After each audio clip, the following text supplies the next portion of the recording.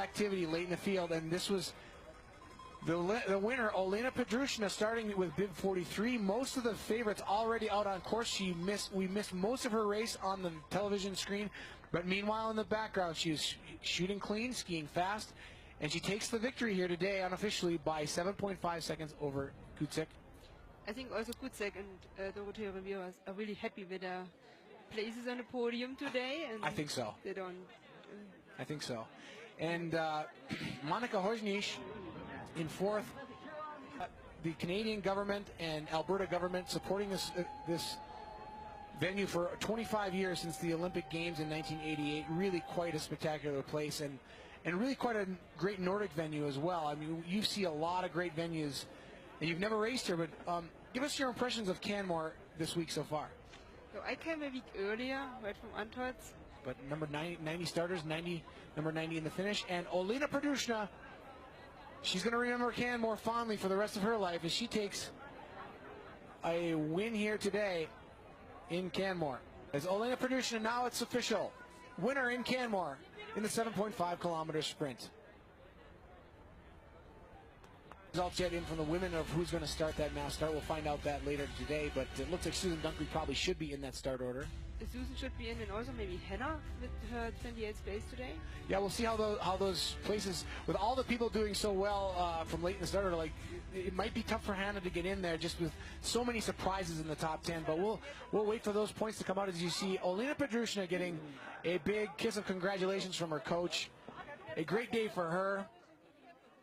And the World Cup sprint score, it's still Sukalova at the top. Pedrushina, though, moves into third position, tied, or moves ahead of Dorothea Weir despite the... She also won a lot of races, especially this head-to-head. And I think also Kaiser is making her way up to the top because she also was sick in Ruhpolding and comes back slowly. Your performance? Oh, it's I mean, the races are around half an hour, and if you are sick, then you have to deal with a big disadvantage. And how long do you have to wait? If you do get sick and you decide to sit out a race, how long does it take for you to get back to like top form if you've been sick? It depends on how good you recover from it too. It's not that you can say it takes 2 days or 2 weeks. It also depends on the situation. Yeah. But it can take a while. Well, the nice thing about biathlon is that you still have the shooting to figure into it as well. That it's not all about ski speed. That you may even be a little bit low on your ski speed, but still have a good shooting day. I know Rico Grosso is great at that. The great Rico Grosso, he would even maybe not have a great ski day, but you could always rely on him to shoot well. And you were a little bit that way as well, weren't you? At one point, you really have to be fast on skis. And getting her second career victory. It seems like she should have more. We've known of Pedrushina for several years, but really the only other win was that World Championship sprint win in Nove Mesto. She gets her second here today. And speaking of sick, you see Kucek coughing, and probably just from the altitude, breathing the altitude, the thin air up here. We didn't talk much about it today, but we talked about it in yesterday's show with the men. The altitude, the thin air is really tough on the lungs and really tough on your body, and it's harder to recover here, isn't it? It's harder to recover, and some essays have more trouble than others. Yeah. Some fit just in, and others don't. So it's personal. You think it's personal, the reaction to the altitude? There are few athletes who are really having a hard time with altitude, and then you train also in altitude beforehand, but there are races before, so you cannot really prepare for it. She didn't have trouble with the shooting, with the wind on the shooting range either. She was perfect on the shooting range, 10 for 10. Kristina Kucek as well, perfect on the range.